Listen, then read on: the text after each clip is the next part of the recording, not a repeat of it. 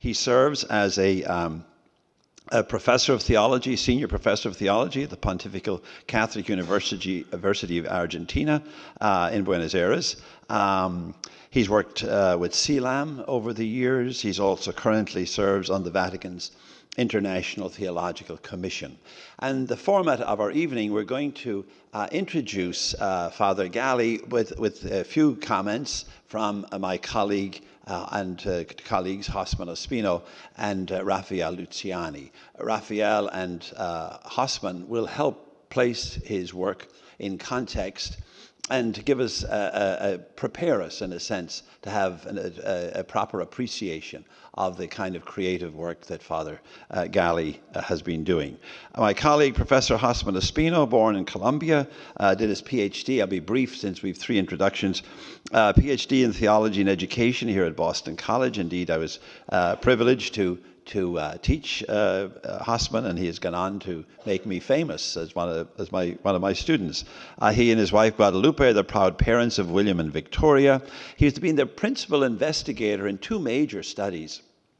One, looking at Catholic parishes in this country, and especially with Hispanic populations and the quality of ministerial service within those parishes, and has published that. It's been a groundbreaking piece of research on the quality of Hispanic ministry in our Catholic parishes throughout the country, and now most recently has been the primary investigator with Dr. Patty Weitzel O'Neill, the head of our Roach Center in Catholic Education here at Boston College, doing a similar kind of study on how well or how poorly our Catholic schools are serving the Hispanic population. And both of those studies have been published, and Hosman is currently working on a new book to be published by Fordham Press, where he will bring together the insights of that research on both of those studies, but also the gift that multicultural faith is to the life of American Catholicism. So that's our friend Hosman.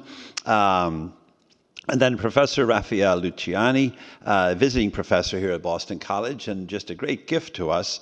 Himself and his colleague Felix Palazza have been such a breath of fresh air to our discourse and to our resource here at Boston College, theologically and pastorally, which is their great passion. Professor Luciani holds a doctorate in theology from the esteemed Pontifical Gregorian University in Rome. Currently, he holds the rank of full professor at the Jesuit Catholic University of Andres Bello in Caracas. He also holds rank at the Pontifican Salesian University in Rome, is a visiting professor of theology here at School of Theology and Ministry. He's been director of the School of Theology at the Jesuit Catholic University in Caracas and chair of the Theology Department at the Salesian Pontifical University in Rome. I'm presently trying to work my way through the most recent book of his that I have, Regresar a Jesu de Nazareth, Returning to Jesus of Nazareth, which I think is about the best idea we have. Jesus is still the best thing we've got. So returning to Jesus seems like a wonderful strategy at this point in time. Hosman and Raphael, my professor colleagues, will introduce Father Galli with some comments introductory. Then Father Galli will follow with his presentation. Then we're going to open it to some conversation among yourselves, and we'll come back together then for more conversation with Father Galli. So without further ado, Raphael is going to speak to us first. Raphael.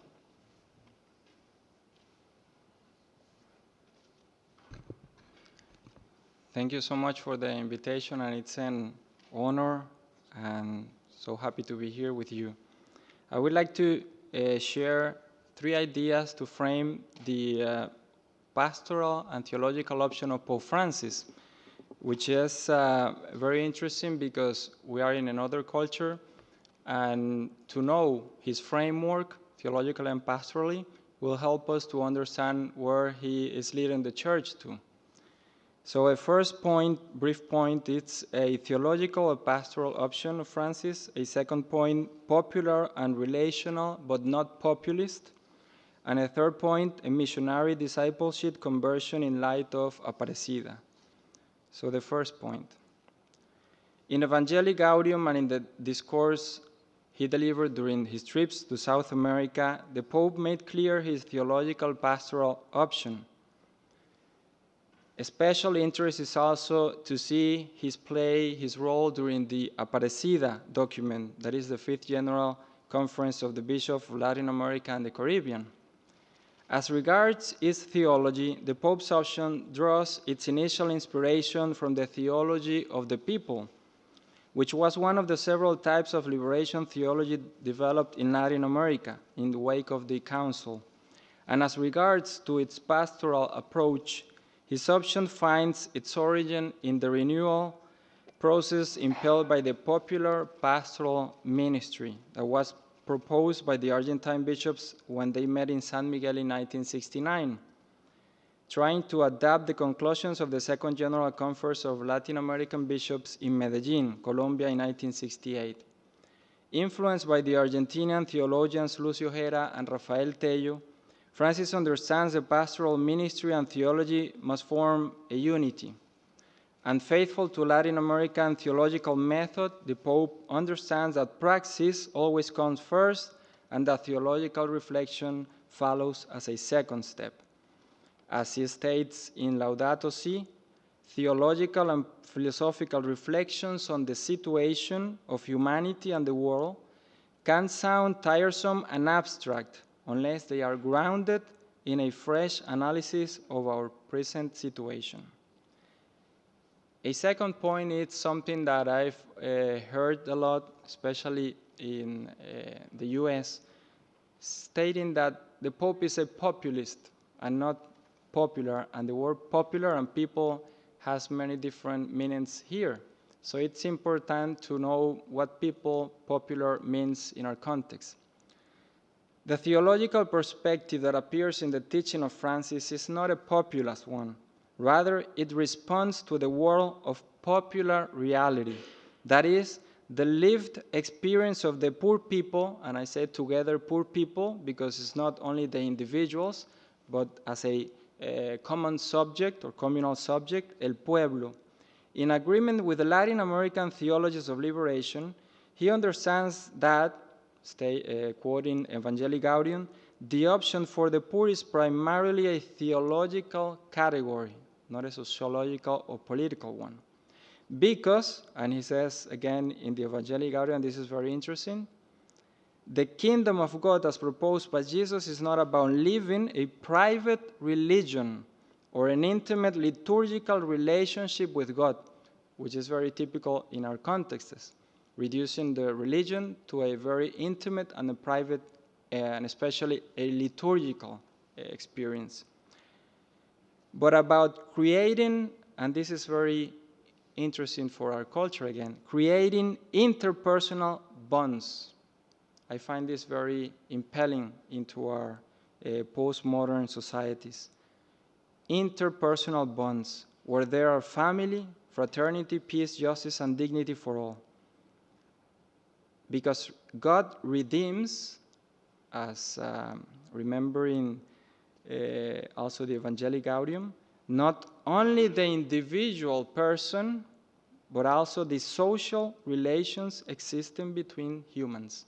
So this poses a challenge, because we could say that we are being saved as we become people with the peoples, not by living an intimate, again, and an individual relationship without fraternity. So fraternity is a space where we are being saved continuously. So the notion of people acquires a theological status, because just as we listen to our Father, he said in Santa Cruz, Bolivia, so also we listen to the faithful people of God at the same level. Interesting. So both academic and pastoral theologians must therefore become inculturated in their respective peoples, pueblos. A third and a last brief point, it's understanding him through the light of Aparecida, a missionary discipleship conversion. This popular and relational vision of salvation that Francis embraces requires what Lucio Hera calls pastoral conversion and a change of mentality. The Pope draws new inspiration here from the contributions of the 2007 Conference of Latin American and Bishops and the Caribbean, which is called Aparecida, because it was celebrated in Aparecida in Brazil. As Francis said when he met with the Bishops' Conference in Rio de Janeiro in 2013, and I quote, "The missionary discipleship that Aparecida proposed to the churches of Latin America and the Caribbean is the path that God wants us to follow today." Interesting. It's not one path, it's the path that God wants us to follow today.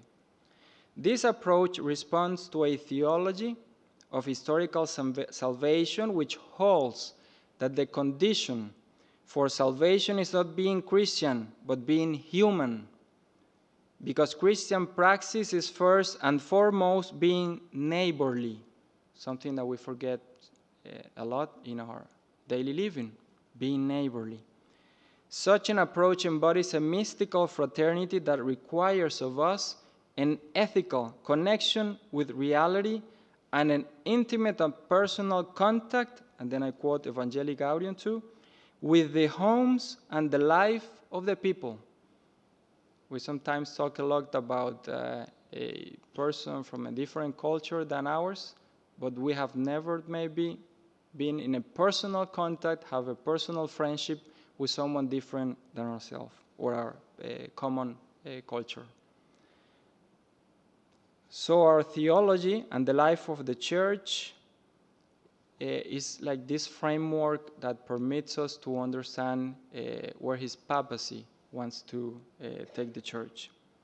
To understand this, the popular hermeneutics of Francis employs the paradigm of the poor people's culture, la cultura del pueblo pobre, for that is where human interdependence and a real sense of belonging, a very important question again for our hyper-postmodernism, belonging still exists. And then he says in Bolivia in 2015, what allows us to obey the commandment of love is that rootedness, which means also belonging, in the barrio, in the land, in the trade, in the guild. It is that recognition of oneself in the face of the other, that nearness again, neighborliness, nearness, to everyday existence with all its misfortunes and its daily acts of heroism. Our faith is founded not only on ideas or concepts, but on genuine encounter among persons. Having said all this, Francis presents us with a great challenge, that of, quoting again Evangelii Gaudium, inserting ourselves into God's faithful people and the concrete needs of the present day, while avoiding the dangers he pointed out to the bishops in Rio de Janeiro in 2013, myopic activism, pastoral functionalism, academic irrelevance, those who live in their own offices without having any encounter with those to whom they are talking, and ecclesiastical clericalism. Thank you so much.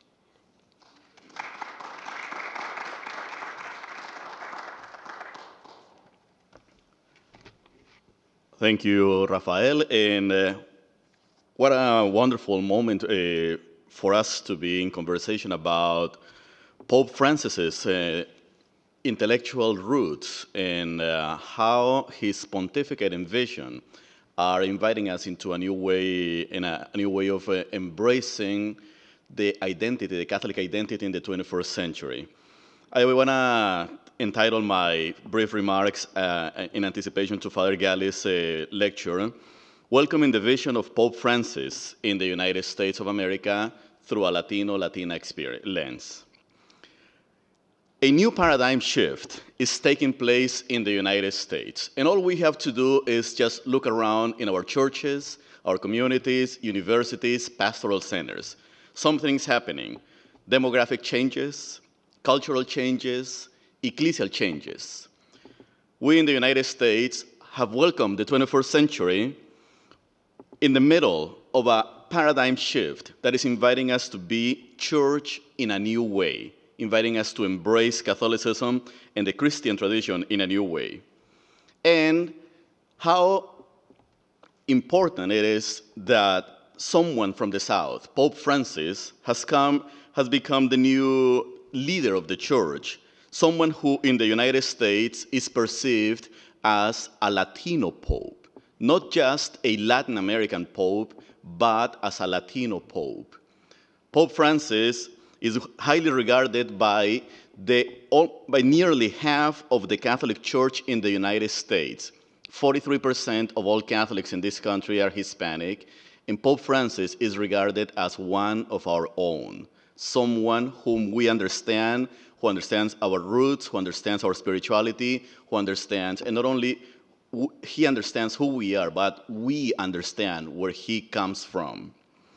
So when we start looking at how Latinos, Latinas in the United States are welcoming the vision of Pope Francis for the entire church, I want to say something that I shared earlier with Father Alan Figueroa Deck, that in the United States, somehow in the Hispanic community, there was already a fertile ground to welcome the vision of Pope Francis. In many contexts in the church in this country, in many theological contexts, particularly in the academy, we speak about Francis as a break with perhaps different models of doing theology or different models of doing church or being church. But as a matter of fact, when we look at what's been happening in the Latino community for the last 50 years, what we see is a continuity of a movement that has been present in this country for almost 5 decades and even before. Let me just highlight 7 important movements among Hispanic Catholics in the United States that I believe have created this fertile ground to welcome and promote Pope Francis's vision.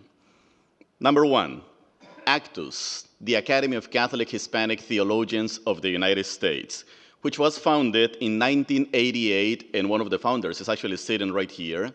And Actus, from the beginning, has been a theological community committed to the development of hardcore theology, but theology that take the poor into consideration as a subject, not just as a mere object. But not only the poor, but also culture. In the United States, Latino, Latina theologians from the beginning have wrestled seriously with the idea of what it means to be Catholic, what it means to be American, but also what it means to be Latino, Latina in this country. And finally, we see that Actus has embraced a theological model of doing, or a model of doing theology that does theological reflection with, from, and for the people. 2, the second movement or phenomenon that is worth highlighting as part of this fertile ground, embracing Pope Francis's vision, is the constant use of the methodology See, Judge, Act, both at the ministerial level and theological reflection. When Pope Francis published his Evangelii Gaudium, one of the first highlights that commentators offered about the encyclical is the powerful, the beautiful use of the See, Judge, Act methodology. You see it in the entire encyclical. And when reading it, for Latinos, Latinas, it actually is music to our ears, because this is the kind of theological reflection that we've been doing in the United States for several decades. 3, the encuentros dynamic or movement. The encuentros have been gatherings, major gatherings of reflection, leaders, both pastoral and theological leaders, gathering at the national level after following processes of consultation in different parts of the country. 5 encuentros have taken place until today: 1972, 1977, 1985, and the year 2000. In the year 2000 and 2006, which actually focused on Hispanic youth. Right now, the church in the United States is engaged in a 5-year process leading or associated to the 5th National Encuentro. These encuentros, again, have created a space where we are able to imagine a new way of being church. And as a matter of fact, the 5th Encuentro is really grounding its reflections on the vision of Pope Francis, particularly on Evangelii Gaudium number 24, in which the Pope invites us not only to be a church that is looking at the world in life in a new way through the relationship with Jesus Christ, but looking at the church as a community that is always en salida, a community that goes forth. 4, the commitment to the new evangelization. When in 2012 we had the synod on the new evangelization, or when we had these 2 synods on the new evangelization, in many parts of the world, particularly the United States, North America, and Western Europe, the talk about the new evangelization was perceived as something revolutionary, something new. What is this new evangelization? But as a matter of fact, in Latin America, and Latinos, Latinas in the United States have been engaging the concept of the new evangelization for several decades, as a matter of fact, since the early 1980s, right? Even 30 years, almost 30 years before there was an encyclical or a synod engaging the topic of the new evangelization, there were already documents by the US CCB and by leaders in the Hispanic community addressing the concept and the vision of the new evangelization. 5, the small ecclesial communities movement, which has been an incredible contribution to the life of the church. Latinos, Latinas in the United States, Latino, Latina Catholics, not only have welcomed and sustained an ecclesiology that remains rooted in the idea of small communities, but have also continued to grow with these communities and throughout the country. For instance, we have the contribution of Renew International, who builds its pastoral programs about small ecclesial communities, and even to this day, evangelization happens in a very fruitful way by using this model. 6, the preferential options for those who live in the margins. Preferential options are not new to Latino Catholics. It's been part of what we are and who we are. In these preferential options for those who are in the margins, Pope Francis today talks about those who live in the peripheries. So we're using the similar language. But what are those preferential options in the United States? Preferential options for the poor, which we borrow from Medellin. But not only for the poor, but also for youth. Preferential option for immigrants. Preferential option for Latinas. Preferential option for urban workers. Preferential option for farm workers. Preferential option for exiles. So all these preferential options have shaped what we have done pastorally and theologically, at least for the last 40, 50 years. And finally, a contemporary reflection on Hispanic ministry. We are at the dawn of a new reflection of trying to understand what being Catholic is in the United States, and serious reflection is taking place all throughout the country, and certainly Boston College is one of the leading voices in this regard, as to how do we understand what it means to be Catholic today by looking at what's going on in the communities, in the pastoral life of the church, in the different structures and organizations of the church. The beauty of all this is that there is already a new generation of theologians and pastoral leaders, many of them Latinos, Latinas, who are embracing this dynamic. 40 years ago, when somebody asked about who are the Latino, Latina theologians, you could actually name those 5, 8 people. You could say Father Alan Figueroa Deck, Father Elizondo, Father Dr. Maria Pilar Aquino, and so forth. Today, more than 150 Latinos, Latinas in the United States have doctoral degrees in theology. Many of us are teaching in universities. Many of us are publishing, and we're helping to move this conversation forward. So my sense is that this is a unique opportunity for a dialogue with our sisters and brothers who are doing theology in the United States, especially Hispanics, to engage in creative dialogue with those who are doing likewise in Argentina, Brazil, El Salvador, Mexico, Puerto Rico, Colombia, Venezuela, and other countries in Latin America and the Caribbean where the message of Pope Francis resonates clearly and loudly. This dialogue tonight is an exercise of what Boston College is modeling for the entire country, for the entire continent. With these words, I want to welcome Father Galli.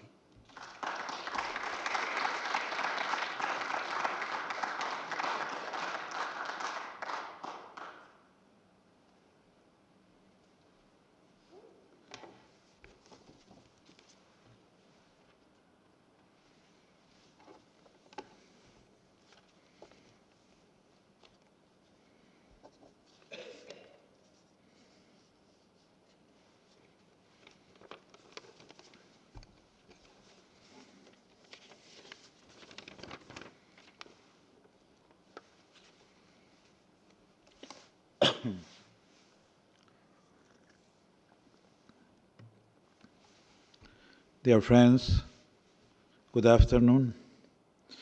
I'm very pleased to meet you here in Boston College. I'm especially grateful to Dr. Thomas Grimm, to Dr. Hosman Ospino, and to Dr. Rafael Luciani for the invitation to this meeting, especially for your welcome and for your words. And I'm deeply grateful to the Boston College and to the Jesuit community. I'm very happy to be with you. This is my first time in the United States, and it's my third conference or lecture in English.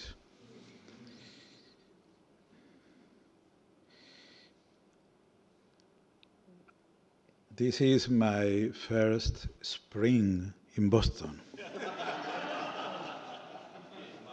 And I have forgotten my spring jacket in my room and take my winter jacket with me. And excuse me because my English pronunciation. I never speak English. I have learned in my old childhood, and this is my first experience with your language. Good. With these simple words, the question is Latin American intellectual roots of Pope Francis' pontificate. The election of Francis as Pope shows that the wind of God blows hard in the people of God from southern south. His missionary and reforming pontificate had its roots in both in the singular figure of the Argentine Jesuit Jorge Mario Bergoglio and its cultural roots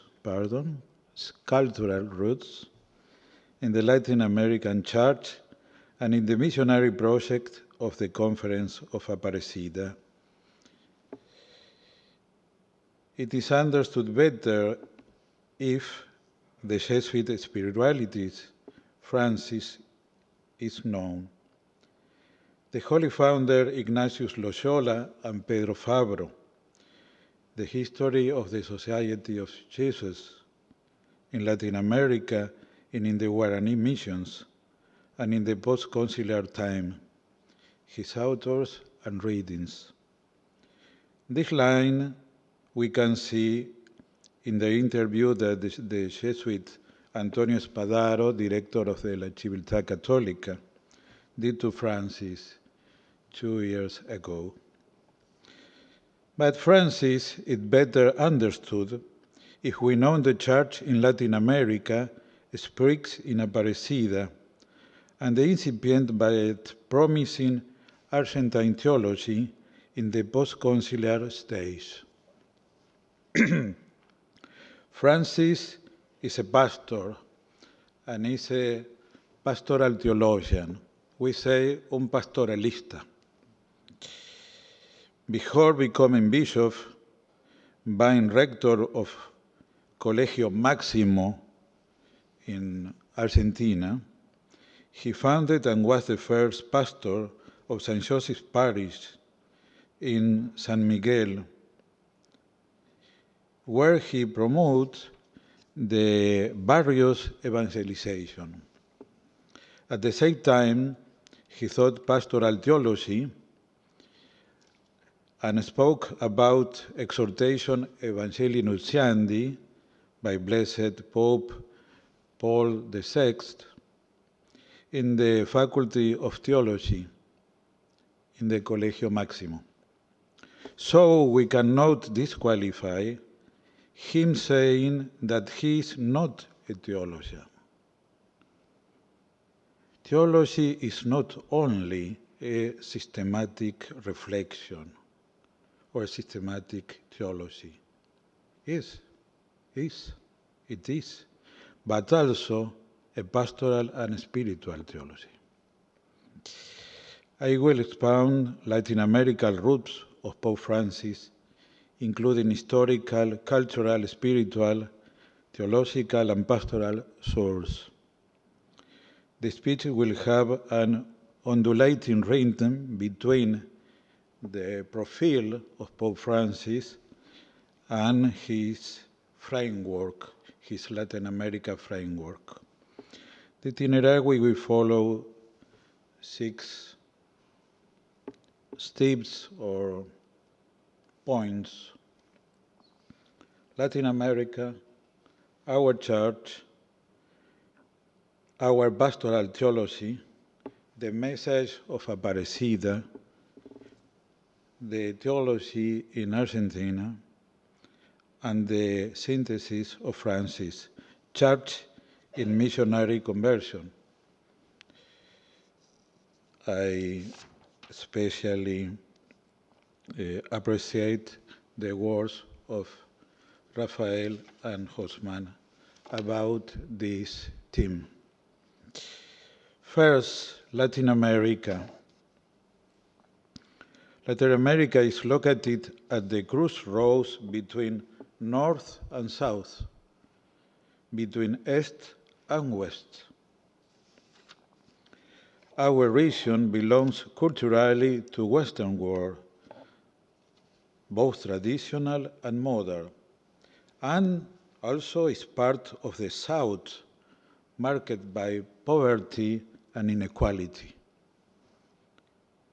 Integrating the Americas, it is the only Christian southern region, poor, and still the subcontinent more homogeneously Catholic in the West. In all America, or the Americas, the primacy of the religious factor marks a certain Christian unity. But there are enormous socioeconomic inequalities between rich and poor. The churches are called to be sacraments of caritas and of solidarity communion and promote an American community fairer. The church expressed in Aparecida awareness of belonging to an original community. Latin America is one and plural. It's the common house, the great homeland of brothers, of peoples, to whom the same geography, Christian faith, language, and culture have finally united in the way of history. Latin America is a plural unit. With its many local differences, this region is an orational history from its linguistic, geopolitical, cultural, and religious common factors, past events and present realities. There is more affinity between two endpoints of Latin America, for example, Cuba or Mexico, Chile and Uruguay, that between distant countries in Europa, Africa, or Asia. The Catholic Church is at the origin of the name Latin America, because it was the first institution in the world that used the Latin America appellation. In 1858, the Latin American Church founded in Rome a residence to train our clergy, and 7 years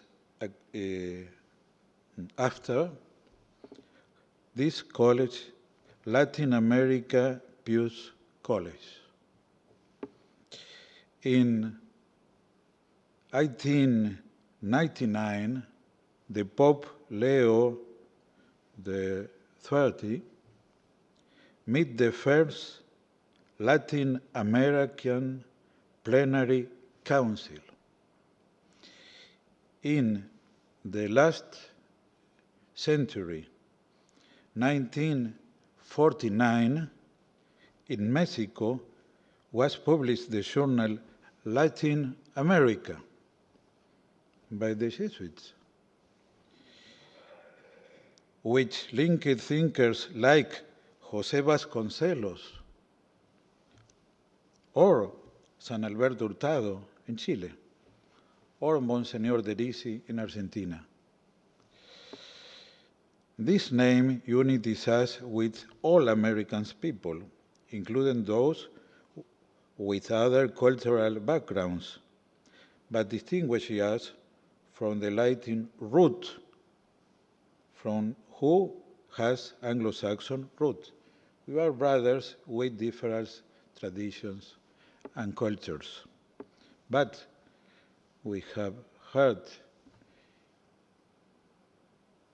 in this moment go on a process of encounter of cultures here in the United States.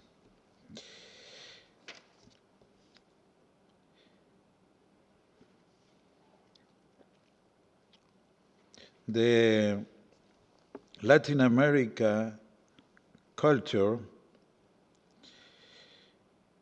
is a cultural mestizaje. I say with the Spanish word, mestizaje.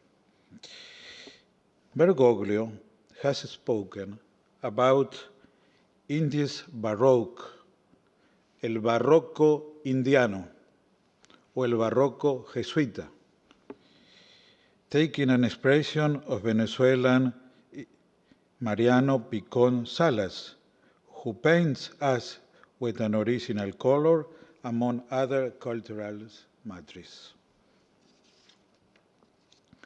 Latin America and Caribbean region is the most urbanized in the world.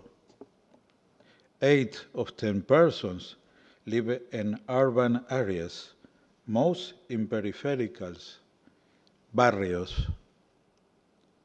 Our pastoral theology is dedicated to think a new urban pastoral care. Francis is the first pope of a global society that thinks the tensions between the local and the global.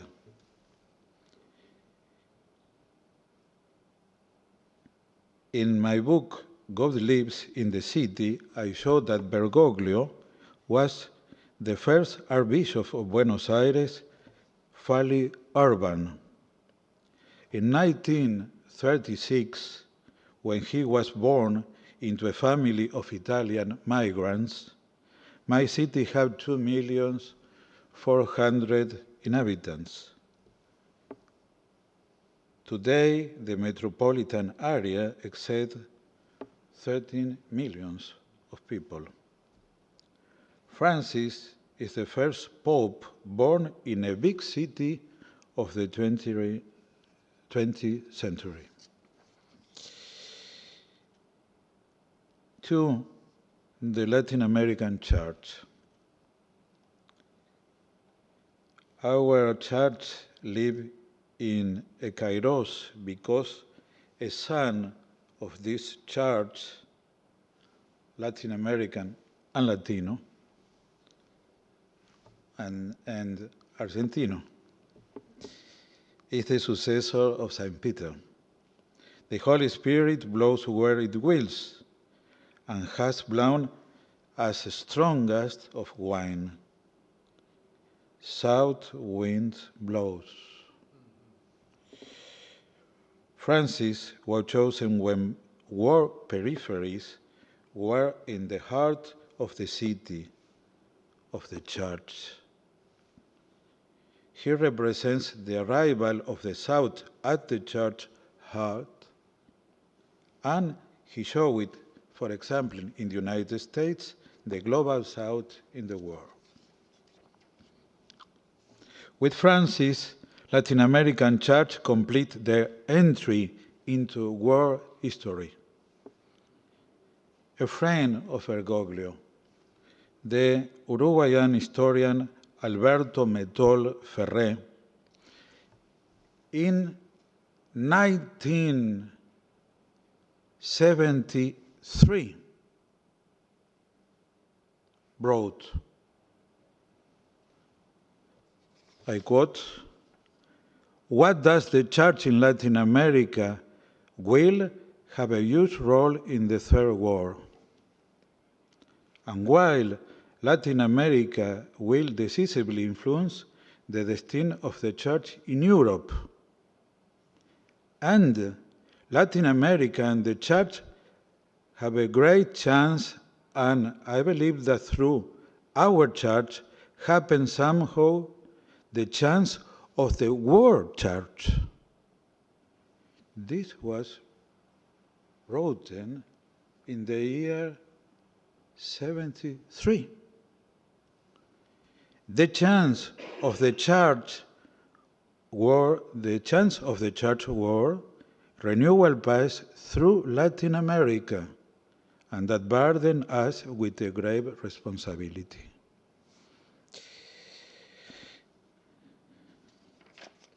The Pilgrim Church in Latin America has a regional physiognomy outlined in the second half of the 20th century by the particular churches grouped at national level and for the service of the Holy See and the Latin America Episcopate Council, CELAM, which brings together 22 bishoprics coordinated by CELAM. The CELAM celebrates its 60th year in the last 2015.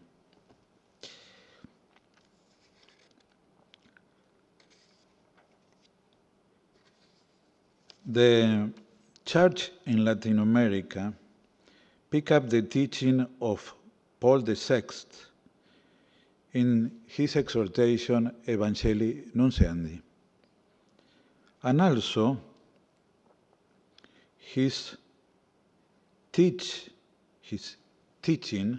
about the popular piety or religion of the people, Evangelii Nunciandi 48.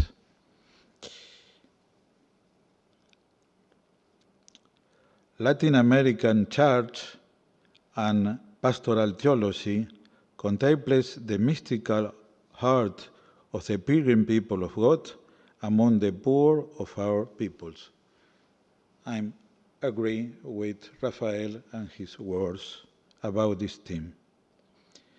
The popular Catholic spirituality expresses the Christian, Marian, and mystical heart of the people of God in Latin America. It is impossible to understand the Church in our subcontinent without the mysteries of Christ and Mary. God wanted that Latin America will be a Marian subcontinent. Our people found the tenderness and love of God in the face of Mary. The Argentine theology contributes to put in the first place the popular religiosity or piety or spirituality. Third, the Latin American pastoral theology. The pastoral theology thinks from the faith the pastoral action of the Church in the history. Theology, pastoral, or practice is a theological discourse on evangelization action. Considers the evangelization practice of the whole people of God in the broadest sense of pastoral were used by the Second Vatican Council. Latin American pastoral theology, including Argentina reflection, linking with the others speakers said, history, theology, and pastoral reflection. Also, the pastoral Francis discourse has theological roots and spiritual reasons. His exhortation, Evangelii Gaudium, mentions the ecclesial and evangelical theological work function.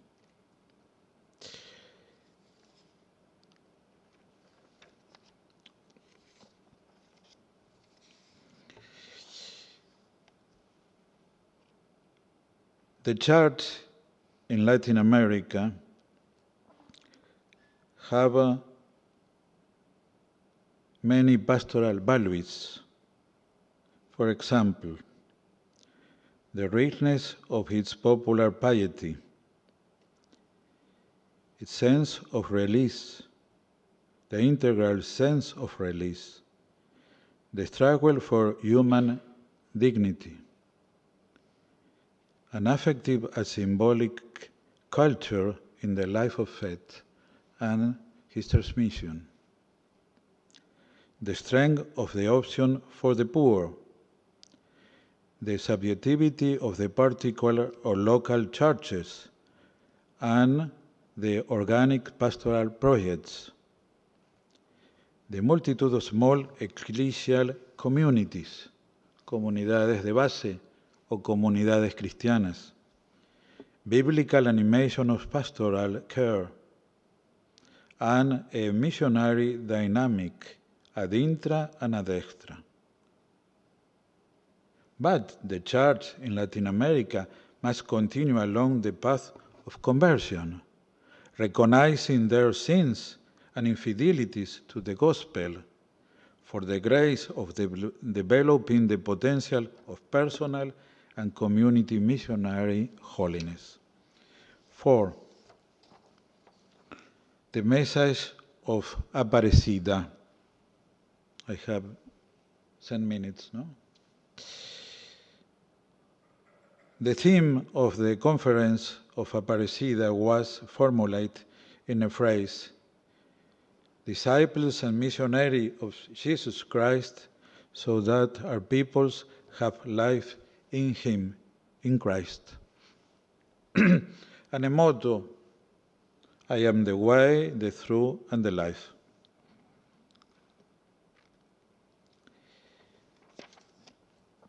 The novelty of Francis' pontificate is related to the novelty of Aparecida. Yesterday, Bergoglio contributed to Aparecida. Today, Aparecida contributes to Francis. Pope takes lines of Aparecida and creatively relaunches its missionary program. But Francis does not seek to export a Latin American model, but each church, local church, to assume the mission of an inculturate way, their time and their place. Otherwise, it will fall into another form of pastoral centralism that we want. The theology of Aparecida thinks the mission as communication of the fullness life in Christ. The Church has its specific mission, communicate the life of Jesus Christ to all people. Aparecida invokes the Holy Spirit so that raise a new Pentecost for an essentially missionary evangelization, and thus include the pastoral conversion, the firm missionary decision that should permeate all ecclesial structures and all pastoral plans of Christians, Catholic communities.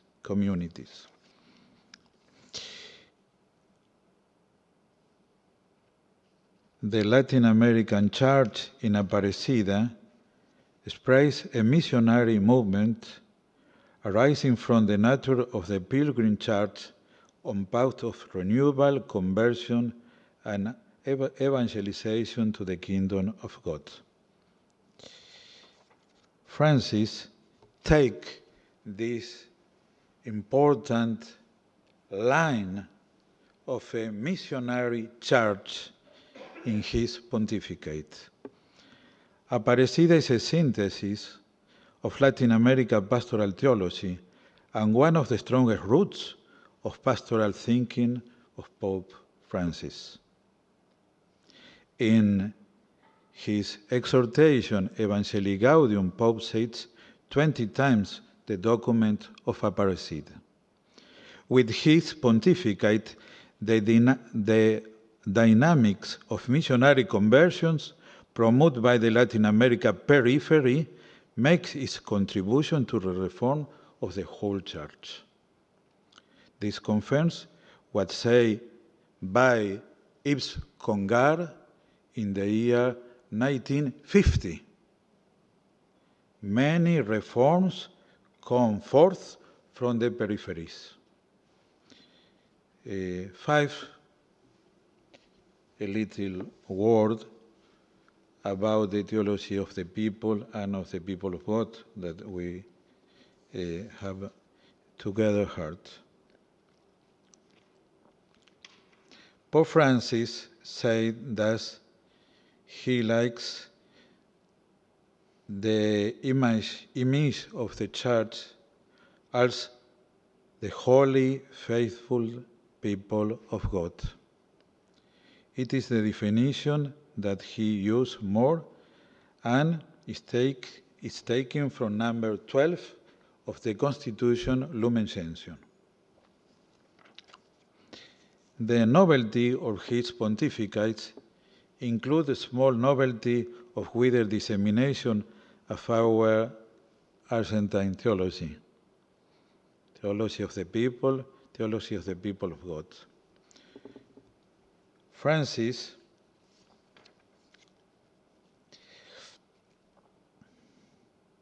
speak about the people of God and the people with two meanings.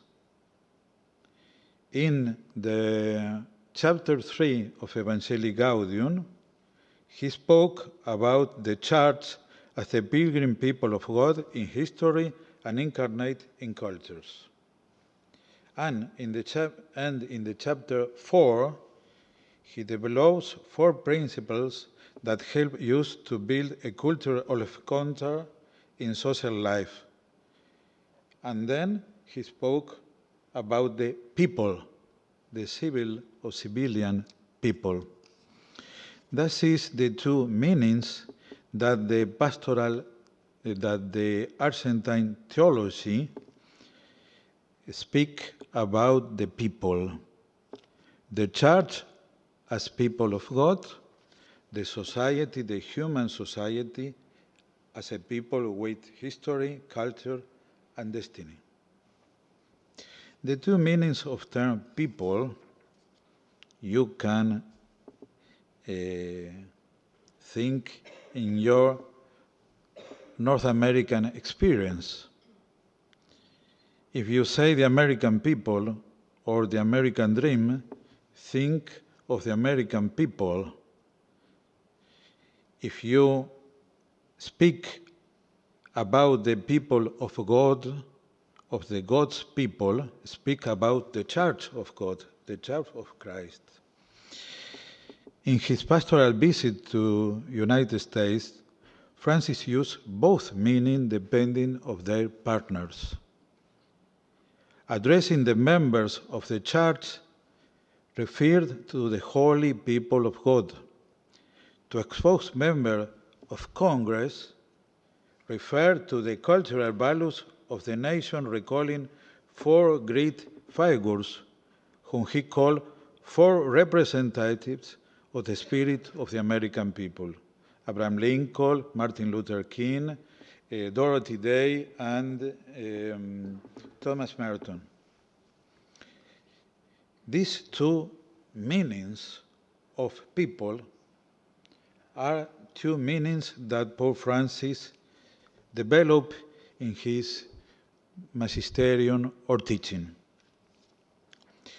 In this sense, we speak about the popular Catholic piety or spirituality. It's popular in the two meanings: belong to the poor people or the culture of the poor people, and belong to the Church as people of God. That is the two meaning of popular piety or spirituality in Aparecida and by Francis. In this sense, we must think about the inculturate theology in relation to the Catholic popular piety. This leads us to a particular way of doing inculturate theology.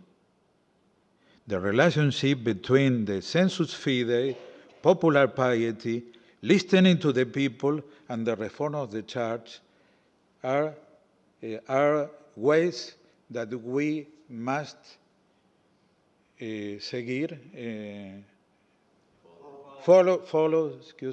follow together.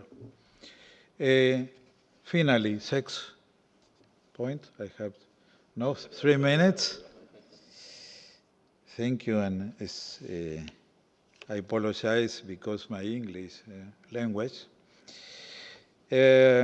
Francis' synthesis: Church as people of God in missionary conversion.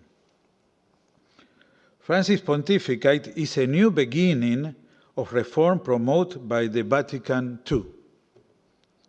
With his reception of the Council and the reform of the Church, not just the Curia, the whole Church, enter a new phase. The decisive question is the hermeneutics of reform.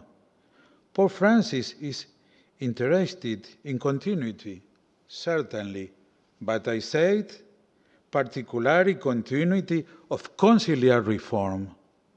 Particularly continuity of conciliar reform. For Francis, the Vatican II made a rereading of the Gospel in the life of contemporary culture and promote a dynamic reform or renewal irreversible. In his message to the Curia last December 21, the Pope said, "The reform will go ahead with determination, clarity, and resolution, because Ecclesia semper reformanda." In this sense, in an interview, the Pope added, "For me, the great revolution is to go to the roots." We speak about roots. To the roots, to the source.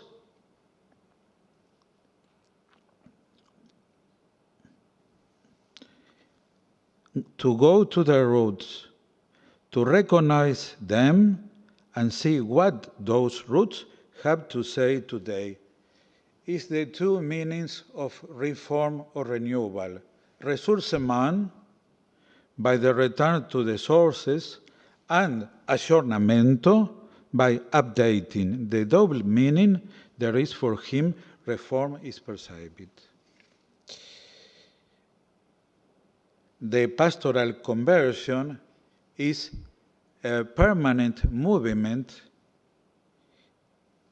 in the direction of the reform of the Church.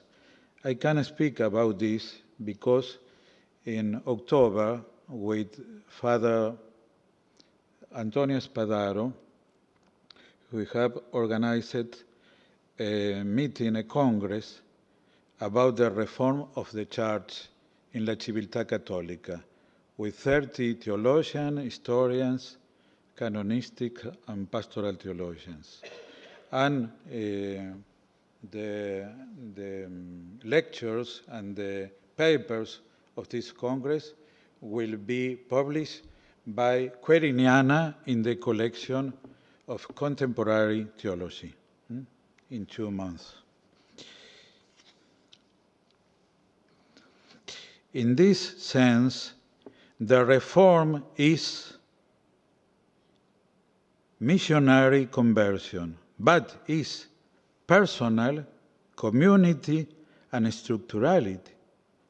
Missionary conversion of the whole people of God and of all by us in the people of God. Francis, in this sense, wants a church in outreach to the peripheries of the world, to the geographic, social, and existential peripheries of the world. To end, nomen est omen. The person is the mission is the person. The first Jesuit Pope chose the name of the Poverello, Francis von Assisi. He espoused in this name 3 of his traits: love the poor from the embrace Lady Poverty, Pacific Charisma, inscription on the theme Peace and Good, Paz y Bien, brotherhood with creation, in singing praise of creatures. The name Francis responds symbolically to 3 drums of today's humanity: poverty, peace, creation, or car creation. In chapter 4 of Evangelii Nuntiandi, he faced the issues of the poor and peace, these 2 questions. And in the encyclical Laudato Si, he considers the correlation between the cry of the poor and the cry of the earth. Yes, to sum up, Francis mentioned, I mentioned 2 keys of Francis' pontificate. Pope Francis announced a time of joy that can be put in parallel with the called time of mercy. Tenderness revolution began with incarnations of the Son of God, but is a characteristic of the contemporary Church after the Vatican II. In his Christmas message in Buenos Aires, Bergoglio said, staring at the image of the child Jesus, that God is tenderness. I think thus the mercy is the hermeneutical principle of his pontificate. And to end, the time of joy had a symbolic beginning with the inaugural address of Pope John the 23rd. At the council, the address called Gaudet Mater Ecclesia, Gaudet. He continued with the Constitution, Gaudium et Spes. The Church in the contemporary world. And continue with the exhortation on Paul VI, Gaudete in Domino. And continue today with the programmatic exhortation of Pope Francis, Evangelii Gaudium. On in this week, we can say, continued by the new exhortation that call Amoris Laetitia. Laetitia, Gaudium, joy. In this sense, Bergoglio meditated and wrote about a phrase of Pope Montini in Evangelii Nuntiandi 80, the sweet and comforting show of evangelization. He cited 3 times this phrase in the previous interventions on the conclave. Then be repeated in his exhortation program. Showing is a sign of the gospel, an expression of the Latin American church and culture, and a summary of the pastoral spirituality of Pope Francis. Joy, the joy of the gospel, is the great root of his pontificate. He said, Evangelii Gaudium 21, and finish, the gospel joy which enlives the community of disciples is a missionary joy. That is our joy. Thank you very much.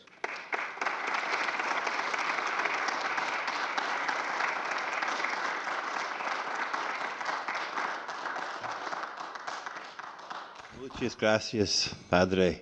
Wonderful. It's a revolution. It really is. And what a welcome one it is for our church. And isn't it marvelous that it arises from the faith life of the ordinary people, from poor people that will save us, in a sense. And I suppose I'm sitting there thinking that if there is some sign of hope for our North American church, that there is the possibility in the catechesis that we attempt to do that engages people's lives and tries to move from life to faith and to life again. I was sitting there thinking, maybe there could be hope for us as a people and as for the faith life of our people. But it's a tremendous gift that we're receiving, and an exciting one, and a joy-filled one. It's an extraordinary moment. I'm going to suggest, I know we've been sitting a while, but I love people to have a little chat with each other. Take 1 minute, because we are going to end by about 7:30, and we want a little conversation with Father Galli, or 7:35 maybe. Take a minute or two and turn to a neighbor, a little solidarity, as Raphael was saying, and tell them whatever you're thinking. How does your response? What have you come to hear? What have you come to see for yourself from the fine introductions and then from Father Galli's comments? What's going on in your heart? Maybe take a moment, share with your neighbor, then we'll re-engage Father Galli for about 10 minutes. We'll blame the Irish, Alan. Let's regather, and Father Galli, if you would, and maybe Raphael and Hosman as well, be on your feet, and let's engage the conversation with Father Galli and with Hosman and Raphael as well, as your pleasure is. Let's take your comments, questions, observations, whatever it is in your heart. And I'm going to put on my glasses, and then we may be able to see if you clap your hand. Somebody have a contribution for us, or a comment to Father Galli, or a question, an answer, whatever. One thought here that we were talking about, among others, very engaged. Sorry, You're fine.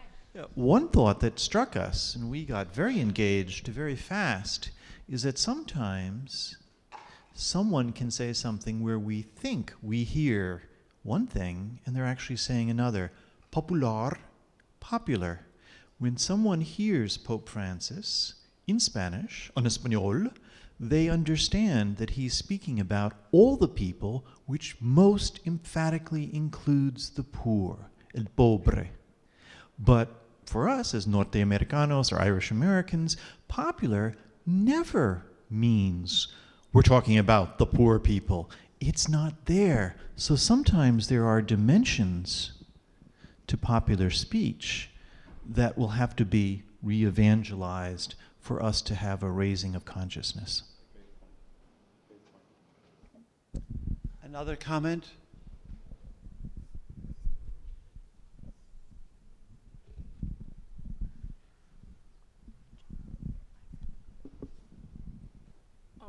I think one particular point that we discussed was the different personality of Pope Francis. And this morning you talked about how, in a way, Pope Francis is, I can't remember the term you used, but basically not seeing the papacy as so sacred, and so that a comment can be made and then retracted, or that something can be done in a different way.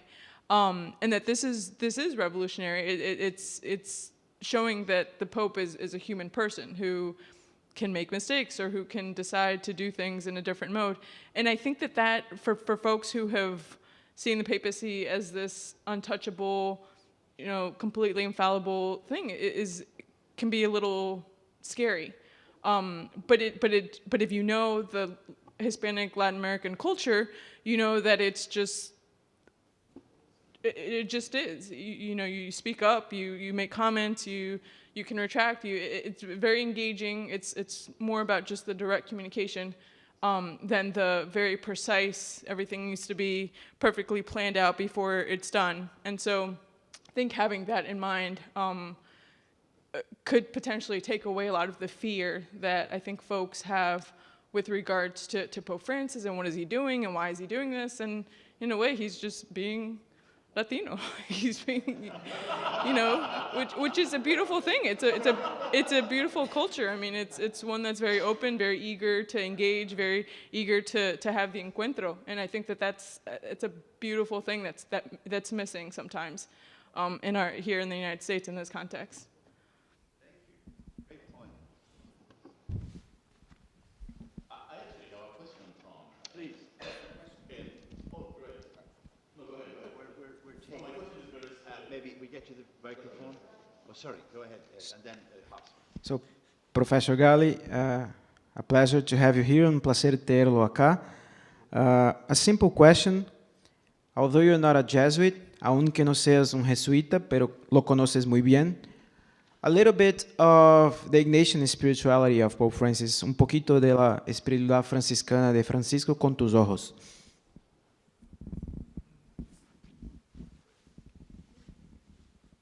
And my question is very straightforward, also your question in English. Is Pope Francis's vision and program and project revolution sustainable? I mean, what do you see is going to happen after Pope Francis? So, Because he's the first Jesuit pope in 500 years, and he'll probably be the last Jesuit pope. And the last Argentine pope. Yeah.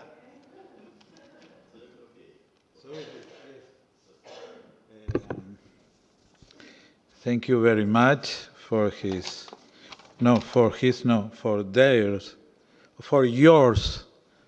yours questions and comments. Thank you very much. The first theme is the notion of people. For the Argentine theology, people in the secular or civilian meaning has these two aspects or components, all and the poor. But the poor included in all the people, in the whole people. No descartados, marginalized of the people. Father Lucio Gera and Father Rafael Tello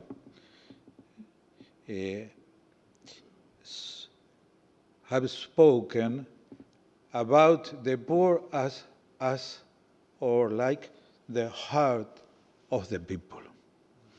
These two meanings are, we must think these two meanings in his correlation sense.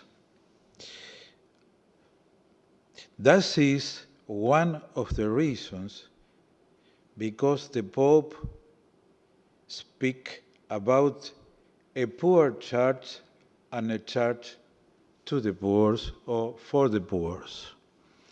The church must be poor, and this is a challenge for all, for our church and for your church.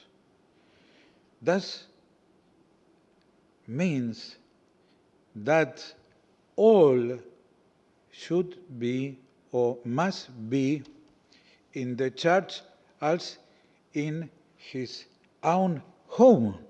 ¿Lo digo bien? In his own home. In this meaning, when the Pope speaks about the culture of encounter, or in the Congress or with the North American bishop, he spoke about the school of encounter. We are in one school, the school of encounter. But what is encounter for Francis? What is the meaning of encounter? Encounter is integration. Encounter is dialogue. Encounter is inclusion. These things, different aspects of a cultural of encounter. We can say in the cultural view, that intercultural and interculturally society must be a culture of encounter, of intercultural, and not only pluricultural. Intercultural society must be animated by a culture of encounter. The second comment, I sincerely, especially grateful for your comment. The Pope is a human being, but only a Pope can change the papacy. ¿Lo dije bien? Many theologians have written about the reform of papacy, and many are friends of mine. For example, Severino Dianich of Italy, or Hermann Pottmeyer of Münster. I am friend for these great theologians, of Hervé Legrand of Paris. But many can't write about the reform of papacy, but only a pope can't reform the papacy. One pope, two popes, three popes, and a succession of popes in the same way. And one of these ways is the desacralization, ¿se dice? La desacralización de lo que no es sagrado. ¿Cómo se? To desacralize what is not sacred. What is not sacred. But the image of the Pope is, in a sense, sacred, but in other sense, must not be sacred. And in the Italian people said when speak about the Pope, say the Pope Francis. We, the Argentines, say Francis. But the Italians say Pope Francis.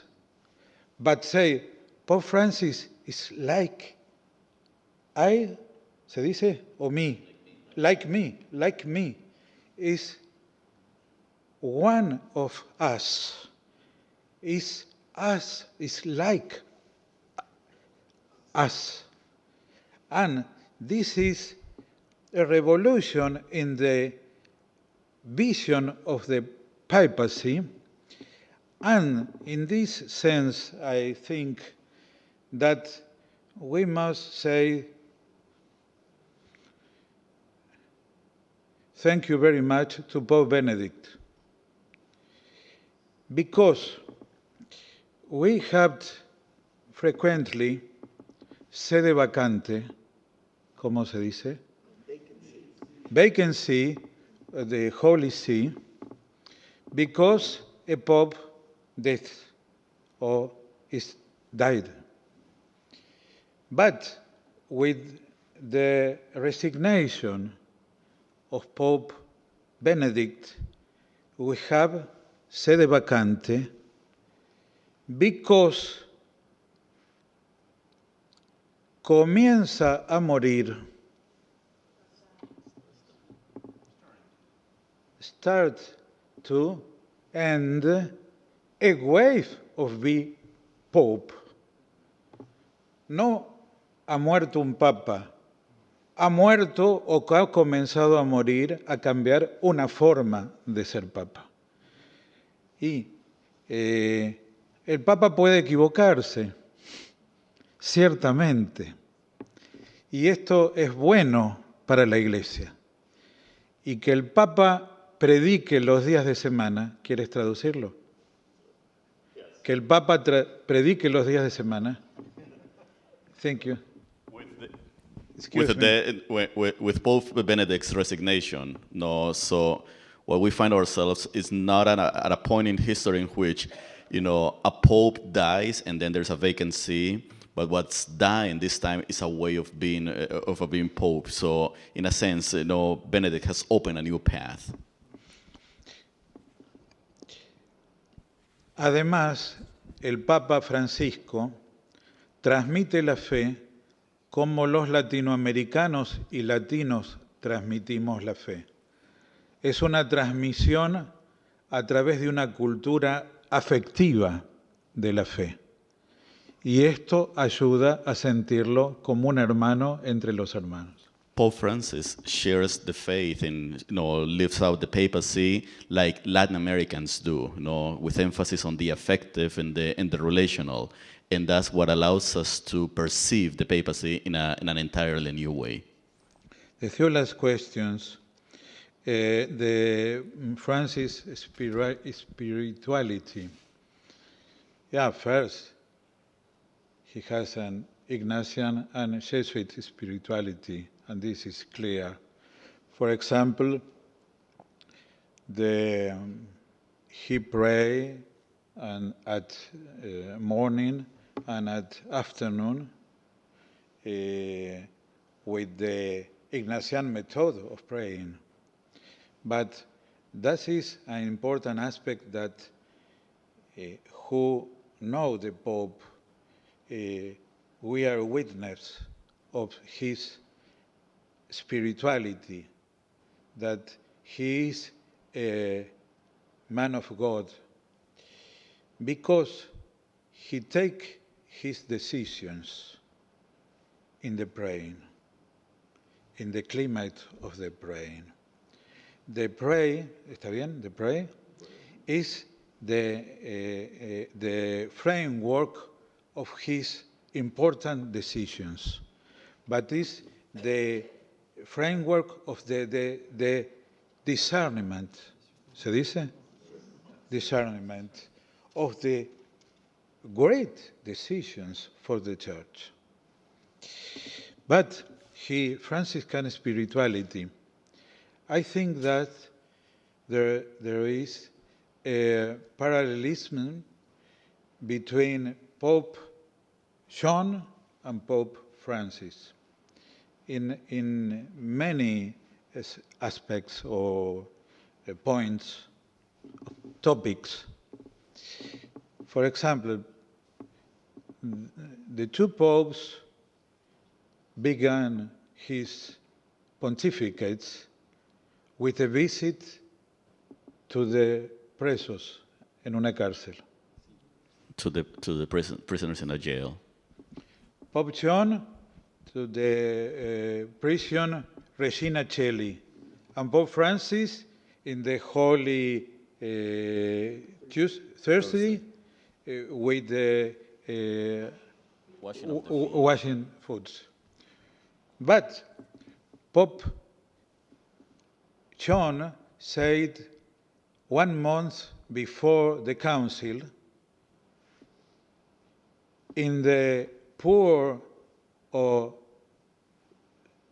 in developments, subdesarrollados countries, the church must be the church of the poor. And Francis, in his first press conference, said, I desire a church poor and for the poor. And one of the aspects in this parallelism between the two popes is the Franciscan spirituality. That belongs to the spirituality of Pope John, and that belongs to the spirituality of Pope Francis. In an interview to the director of the Republic, La Repubblica, this journal of Italy, Scalfaro, Pope Francis speaks about his saints, his preferred saints, Saint Paul, Saint Francis, San Ignacio, and Santa Teresa of Lisieux. He mentioned these 4 saints and others. The last question. The Pope think the history, the time and the history, el tiempo y la historia, as a process. He has meditated so much about the mystery of the time. In the chapter 4 of his exhortation, he speaks about the priority of the time over the place, sobre el espacio. And he remains one phrase of the Saint Pedro Fabro, or Pedro Fabre. The time is a messenger of God. This reflection about the time, el tiempo, and about the history conduce the Pope Francis to believe and think that in the Church we must begin process and begin irreversible process. A question is a Pope of projects or is a Pope of process? And there are different opinions about this question, but I say it's a Pope of process and projects, of project and process. And he begin a new phase of a process that's come first before the Vatican II, has the key in the Vatican II and in the post-conciliar age, and have so many links and shadows, lights and shadows, lights and shadows. But for this reason, I said, Francis began a new phase of the reform of the Church in the way of Vatican II. It's a project and it's a process. But we all are invited for him to work in this way. Thank you very much.